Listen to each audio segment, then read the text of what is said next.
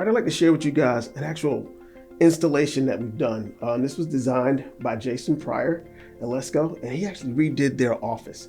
I'll actually show you what that looks like.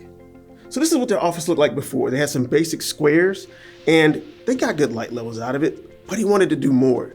So he sketched out this design that was kind of like racetrack, actually on his computer. Passed it off to engineering. Engineering took that design and started turning it into a reality.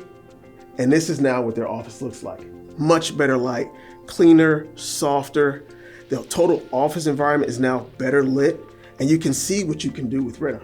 Renna allows you to do all these different concepts in this space.